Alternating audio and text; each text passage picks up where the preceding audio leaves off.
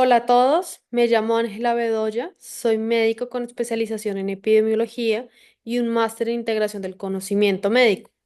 Hoy quiero compartir con ustedes un caso clínico del MIR 2015-2016 acerca de las enfermedades de hipófisis e hipotálamo, un tema que es fundamental para el examen MIR. A través de esta pregunta vamos a abordar el tratamiento y el diagnóstico en los pacientes con adenoma hipoficiario.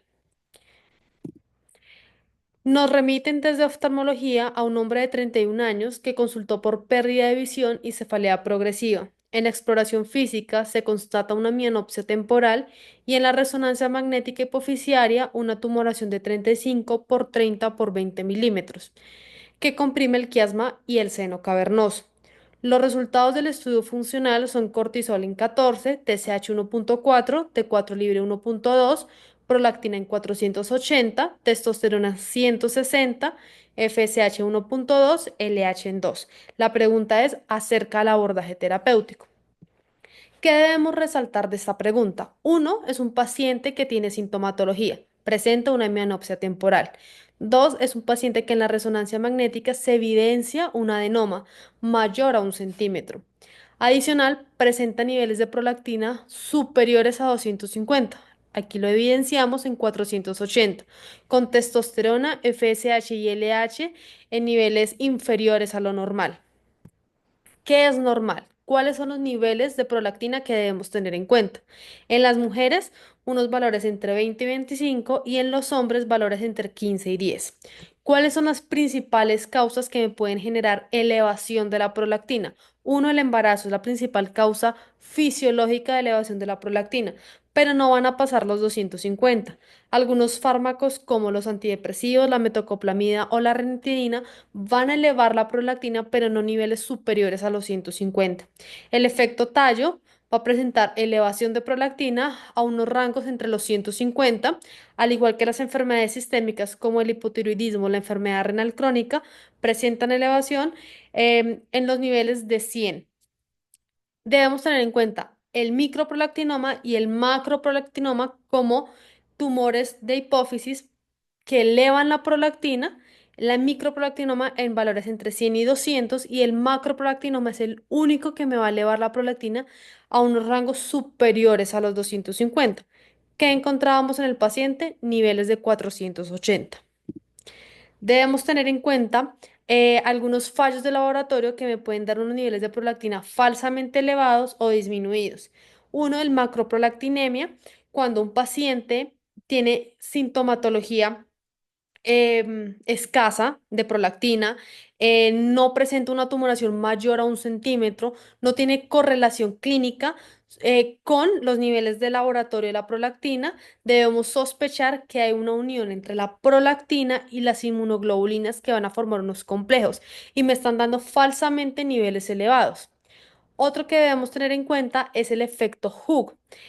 Hay tanto nivel de prolactina que se satura la muestra, pero me va a dar niveles bajos de prolactina, cuando en realidad los tiene altos. Debemos sospechar en un paciente que tiene mucha sintomatología, que tiene alteraciones de laboratorio o que tiene un adenoma mayor a 1 centímetro. Sin embargo, los niveles de prolactina no son tan elevados como esperaríamos.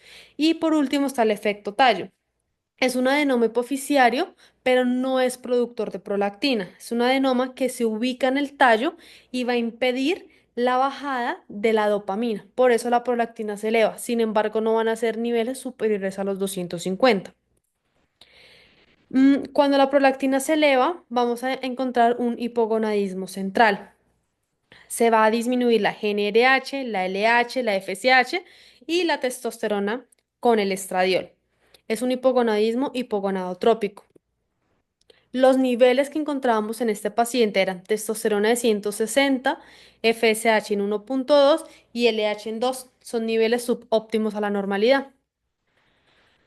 ¿Cuál es la clínica que vamos a encontrar? En una mujer, alteraciones de la menstruación, no ovulación, galactorrea, infertilidad. Y en el hombre, disminución de la testosterona, no líbido, galactorrea y ginecomastia. ¿Cuándo tratar? Entonces vamos a dividirlo en un micro y en un macroprolactinoma. El macroprolactinoma es aquel que va a medir más de 1 centímetro y en este caso siempre lo vamos a tratar. y el microprolactinoma va a medir menos de 1 centímetro y únicamente se va a tratar si el paciente presenta síntomas o alteraciones en los laboratorios. Si no los presenta, únicamente se va a vigilar. ¿Cuál es el tratamiento? La primera línea en los tumores de hipófisis productores de prolactina son los agonistas dopaminérgicos. En ellos encontramos la bromocriptina, que tiene una tasa de efectividad del 70% para reducir el tamaño del tumor, y la cabergolina y la quingolida, que es mejor tolerada y una efectividad del 80% para reducir su tamaño. Sin embargo, va a presentar o va a generar disfunción valvular, por lo cual se debe hacer seguimiento. Una vez iniciamos el manejo farmacológico, durante 2 años hacemos seguimiento. Al finalizar, debemos tener en cuenta tres parámetros para revisar si suspendemos o no el tratamiento. Uno es que los niveles de dopamina en los laboratorios estén normales. Dos, la disminución del tamaño del tumor por lo menos del 50% o más. Y si existe un tumor residual, este debe ser más de 5 milímetros alejados del quiasma óptico. La segunda línea de tratamiento es la cirugía. Siempre que sea resistente a los agonistas dopaminérgicos, no haya una tolerancia al fármaco y exista una apoplejía hipoficial. La tercera línea es la radioterapia, cuando está contraindicado la cirugía y el manejo farmacológico. Tener en cuenta que el tumor de hipófisis productor de prolactina es el único adenoma de hipófisis que su primera línea de tratamiento es el manejo farmacológico y no la cirugía. Como conclusión, era un paciente sintomático porque presentaba hemianopsia temporal y alteraciones en testosterona, FSH y LH. Era un macroadenoma porque su tamaño era mayor a 1 centímetro. En la resonancia evidenciaba 35 por 30 por 20 milímetros. La prolactina estaba en rangos de 480, es decir, más de 250. Esto me indica que era un macroprolactinoma y su tratamiento es agonistas dopaminérgicos.